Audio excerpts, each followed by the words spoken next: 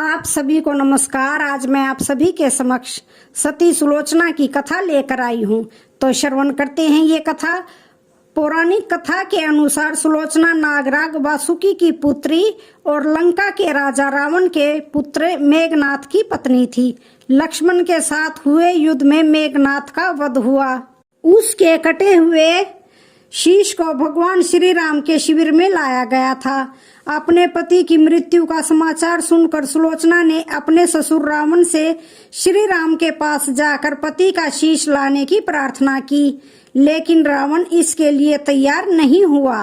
उसने सुलोचना से कहा कि वह स्वयं राम के पास जाकर मेघनाथ का शीश लेकर आए, क्योंकि राम पुरुषोत्तम हैं। इसलिए उनके पास जाने में तुम्हें किसी भी प्रकार का भय नहीं करना चाहिए। रावण के महातेजस्वी पुत्र मेघनाथ का वध करने की प्रतिज्ञा लेकर लक्ष्मण जिस समय युद्ध भूमि में जाने के लिए तैयार हुए, तब भगवान श्री राम लक्ष्मण जी से कहते हैं, लक्ष्मण, रणभूमि में जाकर तुम अपनी वीरता और अपने पराक्रम से रावण के पुत्र मेघनाथ का वध कर दोगे, इसमें मुझे कोई संदेह नहीं है। परंतु लक्ष्मण, तुम एक बात का विशेष ध्यान रखना कि मेघनाथ का मस्तक भूमि पर किसी भी प्रकार से न गिरे, क्योंकि मेघनाथ एक नारी व्रत का पालक है और उसकी पत्नी परम पतिव्रता नारी है। ऐसी साध्वी के पति का मस्तक अगर पृथ्वी पर गिर पड़ा तो हमारी सेना का विध्वंस हो जाएगा और हमें युद्ध में विजय की आशा त्याग देनी पड़ेगी। लक्ष्मण अपनी सेना लेकर चल पड़े। रणभूमि में उन्होंने वैसा ही किया। युद्ध में अपने बाण से उन्होंने मेघनाथ का मस्तक काट दिया, पर उसे पृथ्वी पर नहीं गिरने दिया। हनुमान जी उस मस्तक को रघुनंदन के पास ले आए। मेघनाथ की दाहिनी भुजा आकाश में उड़ती हुई उसकी पत्नी सुलोचना के पास जाकर गिरी। उस भुजा को देखकर सुलोचना आश्चर्यचकित हो गई। दूसरे ही क्षण अत्यंत दुखी होकर विलाप करने लगी, पर उसने भुजा को स्पर्श नहीं किया। उसने सोचा कि यह भुजा किसी अन्य व्यक्ति की होगी। ऐसी दशा में पर पुरुष के स्पर्श का दोष मुझे लगेगा। इसका निर्णय करने के लिए उसने भुजा से कहा, यदि तू मेरे स्वामी की भुजा है तो मेरे पतिव्रत की शक्ति से युद्ध का सारा वृतांत लिख दे। पर उस कटी हुई भुजा को दासी ने लेखनी पकड़ा दी। लेखनी ने लिख दिया, प्राण प्रिय, यह भुजा मेरी ही है।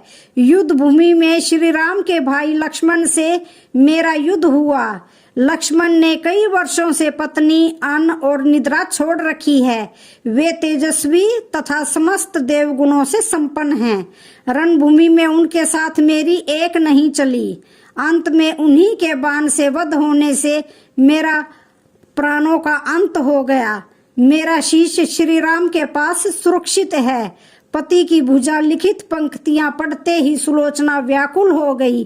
पुत्र वधू के विलाप को सुनकर लंकापति रावण ने आकर कहा, शोक न कर पुत्री, प्रातः काल होते ही हजारों मस्तक मेरे बाणों से कट कट कर पृथ्वी पर गिर जाएंगे।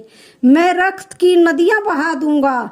करुण चीत्कार करती हुई सुलोचना बोली, पर इससे मुझे क्या लाभ होगा पिताजी? हजारों नहीं करोड़ों शीश भी मेरे स्वामी के शीश के अभाव की पूर्ति नहीं कर सकेंगे। सुलोचना ने निश्चय किया कि मुझे अब सती हो जाना चाहिए, परंतु पति का शव तो रामदल में पड़ा हुआ है, फिर वो कैसे सती होती?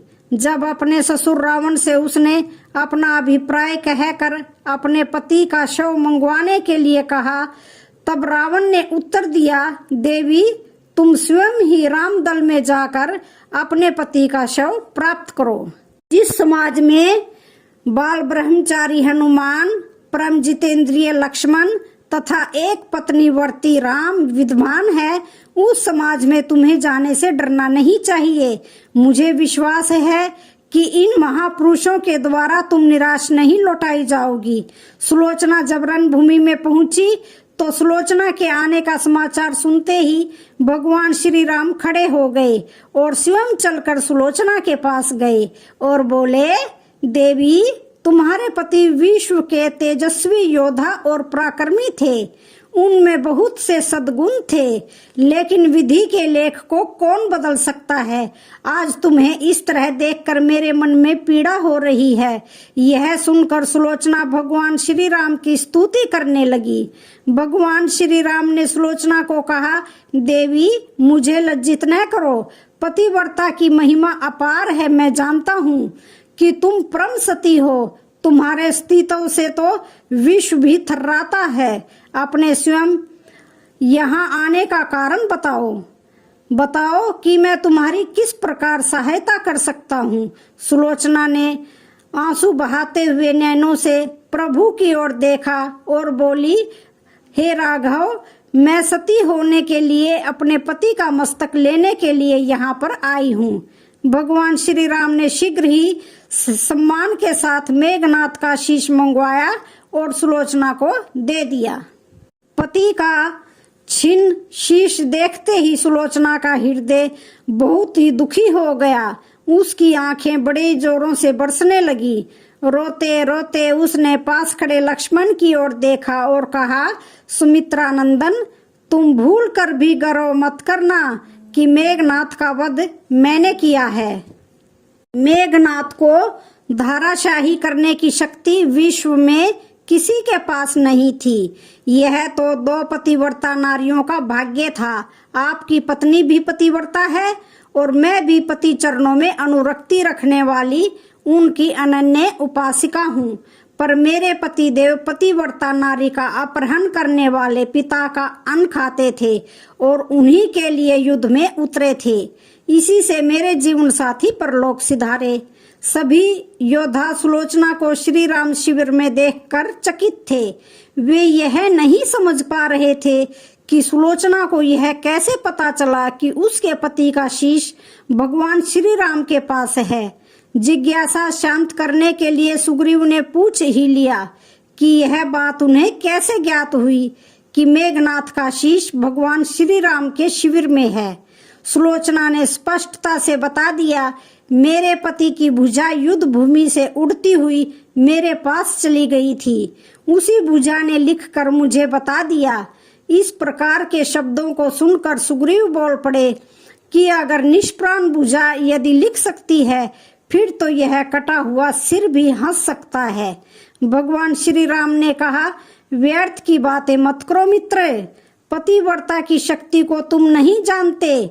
यदि वह चाहे तो यह कटा हुआ सिर भी हंस सकता है। श्री राम के मुख को देखकर सुलोचना उनके भावों को समझ गई और उसने कहा, यदि मैं मन, वचन और कर्म से पति को देवता मानती हूँ तो मेरे पति का यह निर्जीव मस्तक हंस उठे। सुलोचना की बात पूरी भी नहीं हुई थी कि कटा हुआ मस्तक जोरों से हंसने लगा। यह देखकर सभी दंग रह गए। सभी ने पतिव्रता सुलोचना को प्रणाम किया। सभी पतिव्रता की महिमा से परिचित हो गए थे। चलते समय सुलोचना ने श्री राम से प्रार्थना की, भगवान, आज मेरे पति की अंत्येष्टि क्रिया है और मैं उनकी सहचरी उनसे मिलने जा रही हूँ। अतः आज युद्ध बंद कर दिया जाए। श्री राम ने सुलोचना की प्रार्थना स्वीकार कर ली। सुलोचना पति का सिर लेकर वापस लंका आ गई। लंका में समुद्र के तट पर एक चंदन की चिता तैयार की गई। पति का शीश गोद में लेकर सुलोचना चिता पर बैठी और धधकती हुई अग्नि में कुछ ही क्षणों में सती हो गई। तो आज की वीडियो का यहीं पर समापन होता है। वीडियो अच्छी लगे तो चैनल को लाइक, शेयर, सब्सक्राइब